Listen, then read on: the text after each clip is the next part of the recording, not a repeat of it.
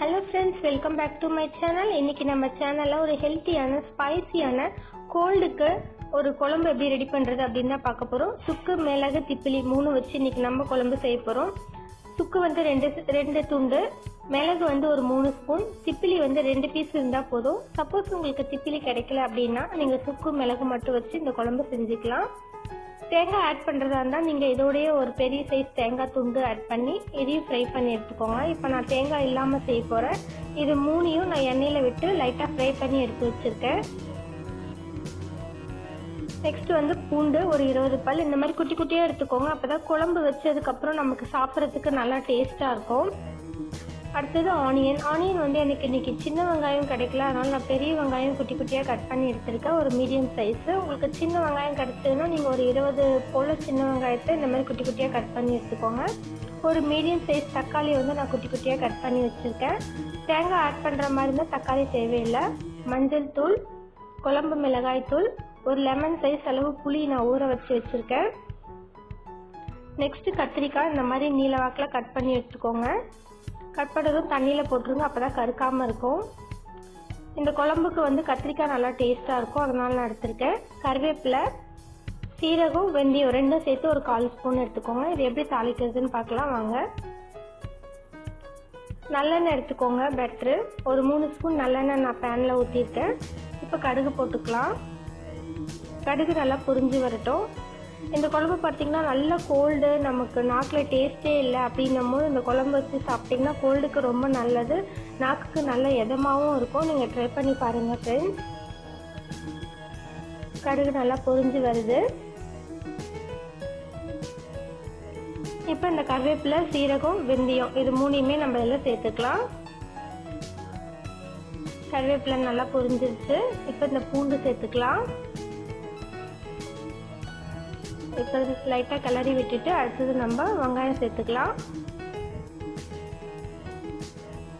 Okay, சேர்த்தாச்சு. இப்போ நல்லா பொன்னிறம் ஆகட்டும்.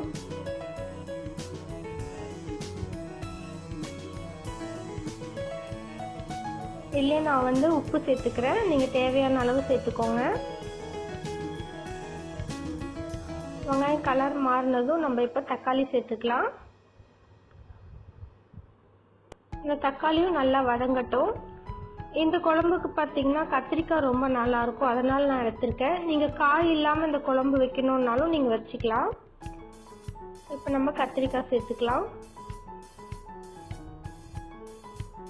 இதுவும் நல்லா வந்து வதக்கணும். இல்லை நான் வந்து 1/4 ஸ்பூன் மஞ்சள் தூள் சேர்த்துக்கிறேன். இது கலர் சேஞ்ச் ஆகிறது நமக்கு தெரியும். அந்த அளவுக்கு நம்ம லைட்டாக இதை ஃப்ரை பண்ணால் போதும்.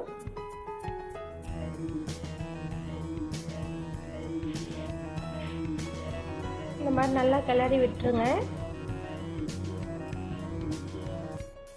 இப்போ பார்த்தீங்கன்னா நல்லா கலர் மாறிடுச்சு. இப்போ இதில் நான் வந்து குழம்பு மிளகாய்த்தூள் 2 ஸ்பூன் மட்டும் சேர்க்குறேன். ஏன்னா நம்ம மிளகு அதெல்லாம் சேர்க்க போகிறோம், அதனால காரம் இருக்கும். உங்கள்கிட்ட குழம்பு மிளகாய்த்தூள் இல்லை அப்படின்னா வெறும் மிளகாய்த்தூள் 1 ஸ்பூனும் தனியாத்தூள் 2 ஸ்பூனும் சேர்த்துக்கோங்க. இது நம்ம எண்ணெயிலே போட்டு கிளறிட்டோம் அப்படின்னா நமக்கு குழம்பு வந்து சீக்கிரமாகவே இந்த மிளகாத்தூள் வாடை வந்து வராது, சீக்கிரமாக ரெடி ஆயிரும். தண்ணியில் நம்ம மிளகாத்தூள் போட்டோம் அப்படின்னா கொஞ்சம் லேட் ஆகும் நம்ம குழம்பு கொதித்து ரெடி ஆகிறதுக்கு. இப்போ இது ஒரு தடவை நல்லா கிளறி விட்டதுக்கப்புறம் நம்ம புளியை இதில் சேர்த்துக்கலாம். கரைச்சி வடிகட்டி வச்சுருக்கேன் அந்த புளியை சேர்த்துக்கலாம். நீங்கள் தேவையான அளவு தண்ணி ஊற்றிக்கோங்க. நான் குட்டி கப்பில் ஒரே ஒரு கப் தான் ஊற்றிருக்கேன். இப்போ இது நல்லா கொதிக்கட்டும், மூடி வச்சிடலாம். இது சீக்கிரமாகவே நமக்கு ரெடி ஆயிரும். குழம்பு கொதிக்கிறதுக்குள்ளே நம்ம இந்த வறுத்து வச்சுருக்கோம் இல்லையா மிளகு, திப்பிலி, சுக்கு இதை அரைச்சிட்டு வந்துடலாம். நல்லா ஃபைன் பேஸ்ட்டாக தண்ணி ஊற்றி அரைச்சிட்டு வந்துடுறேன்.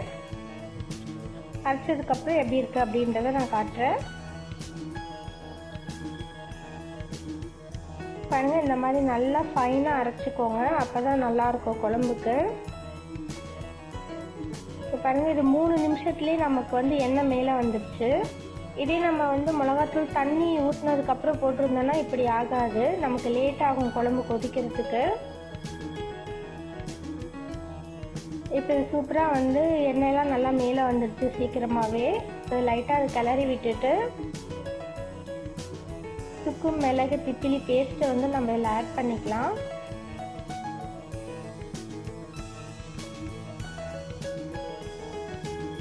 இப்போ லைட்டாக கொஞ்சம் தண்ணி கலந்து நான் அதில் ஆட் பண்ணிக்கிறேன். இப்போ இது ஒரு 2லேருந்து 3 நிமிஷம் வரைக்கும் கொதிச்சா போதும். ஃபுல் ஃப்ளேமில் வச்சிடலாம். இது நல்லா கலந்து விட்டுறலாம். இப்போ பாருங்கள், நமக்கு சூப்பராக ரெடி ஆயிடுச்சு. இப்போ இது வேற ஒரு பாத்திரத்தில் நான் மாற்றிடுறேன். ஸ்டவ் ஆஃப் பண்ணிடலாம். ஓகே ஃப்ரெண்ட்ஸ், இந்த வீடியோ உங்களுக்கு பிடிச்சிருந்தா லைக் பண்ணுங்கள், ஷேர் பண்ணுங்கள், கண்டிப்பாக எனக்கு கமெண்ட் பண்ணுங்கள். நல்ல கோல்டாக இருக்கும் போது இந்த குழம்பு நீங்கள் வச்சு பார்த்து எப்படி இருந்தது அப்படின்றத எனக்கு கமெண்ட் செக்ஷனில் சொல்ல மறக்காதீங்க. Thank you friends. பண்ணுங்கள்.